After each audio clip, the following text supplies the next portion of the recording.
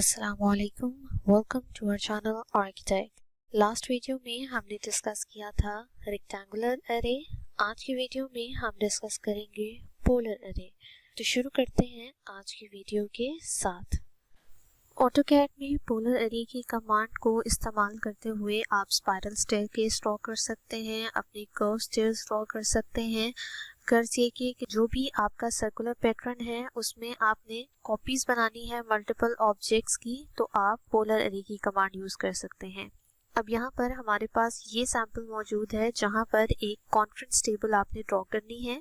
दो तरीके से आपके पास यहाँ पर पैटर्न ड्रॉ हुए हैं, एक कंप्लीट सर्कल 360 डिग्री के एंगल पर और एक आपका 180 डिग्री के एंगल पर पैटर्न ड्रॉ किया गया है। तो अब हम स्टार्ट करते हैं पोलर अरे ड्रॉ करना। अब पोलर अरे को ड्रॉ करने के लिए मैंने यहाँ पर दो सैंपल्स ड्रॉ किए हैं, एक हम 360 पर कवर करेंगे और एक हम मुख्तलिफ एंगल पर कवर करेंगे। अब यहाँ पर सबसे पहले आपको वो सर्कल चाहिए जिसके ऊपर आप अपनी पोलर अरे क्रिएट करना चाहते हैं।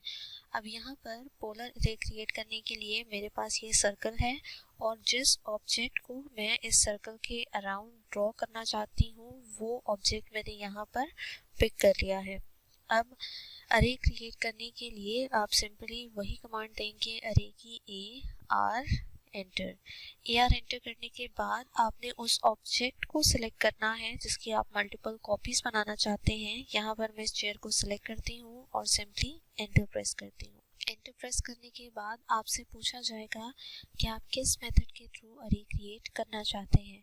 मैं यहाँ पर पोलर अरे को क्लिक करती हूँ।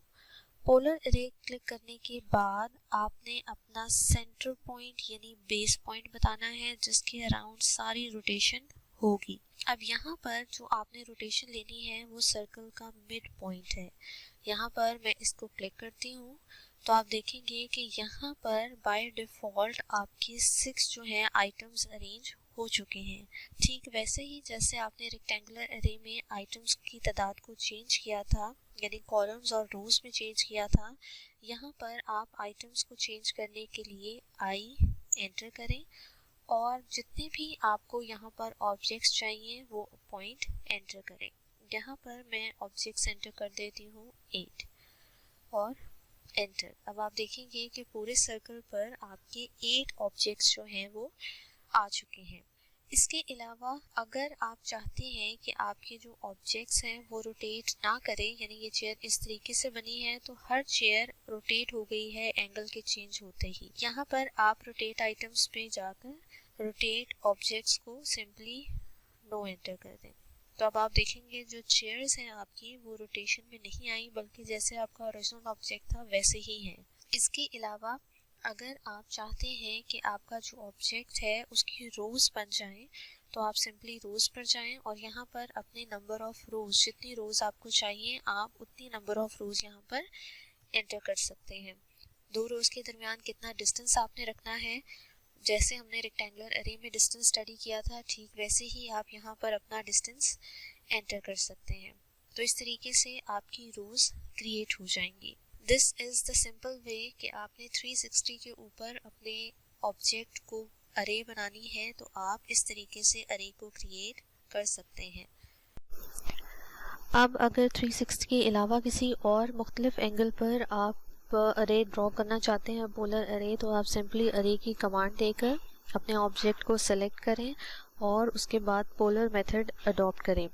बेस पॉइंट लेने के बाद, बेस पॉइंट आपको पता है मोस्टली आपका वो पॉइंट है जो कि सर्कल का सेंट्रॉइड पॉइंट है यानी सेंट्रल पॉइंट है। सेंटर पॉइंट लेने के बाद आपके पास इस तरीके से आपकी अरे क्रिएट हो जाएगी। यहाँ पर आपको पता है आइटम्स वगैरह किस तरीके से चेंज करने हैं। एक चीज़ जो आपने याद रखनी है, अगर आप 360 के अलावा किसी एंगल पर काम करना चाहते हैं तो वो आपके पास फिल एंगल या एंगल बिटवीन की ऑप्शन है। फिल एंगल में जाकर आपके पास यहाँ पर कहा जा रहा है कि आपने स्पेसिफाई करना है वो एंगल जिसके अंदर अंदर आप अपनी अरे क्रिएट करना चाहते हैं। अब याद रखें कि ये आपका ओरिजिनल ऑब्जेक्ट था। यहाँ से अगर आप काउंटर क्लॉकवाइज यानी एंटी क्लॉकवाइज यानी घड़ी के मुखालिफ सिमत में के ऊपर एंगल लेना चाहते हैं तो आप पॉजिटिव एंगल यहाँ पर देंगे और अगर आप एंटी क्लॉकवाइज मूव करना चाहते हैं तो आप नेगेटिव के साथ वो एंगल देंगे। अब यहाँ पर अगर मैं 90 के ऊपर इसको रन करना चाहती हूँ तो मैंने 90 लिखा और आप देखेंगे कि ये काउंटर क्लॉकवाइज इसने 90 एंगल पिक कर लिया है। ठीक इसी तरीके से अगर मैं फिल एंगल में जाकर -90 देती हूँ तो अब ये क्लॉकवाइज 90 डिग्री के एंगल के अंदर इसने अपने आप की अरे बना ली है। तो एंगल सेलेक्ट करते वक्त आपने इस बात का ध्यान रखना है कि किस डायरेक्शन के ऊपर आप अपनी अरे क्रिएट करना चाहते हैं। हर क्लॉकवाइज के लिए आप अपने एंगल के साथ -90 लिखेंगे और हर एंटी क्लॉकवाइज के लिए आप पॉजिटिव लिखेंगे वैल्यू। इसके अलावा ये एंगल इस बात पर भी डिपेंड करता है कि आपका ओरिजिनल ऑब्जेक्ट कहाँ पर पड़ा है। फॉर एग्जांपल यहाँ पर अगर आपने ओरिजिनल ऑब्जेक्ट रखा है अपना, तो आपके पास जो एंगल्स हैं इस हिसाब से क्लॉकवाइज और एंटी क्लॉकवाइज मूव करेंगे। अगर आप यहाँ पर ऑब्जेक्ट रखकर 90 डिग्री दे रहे हैं तो इसका मतलब है इस डायरेक्शन के अंदर आपके पास रे क्रिएट होगी।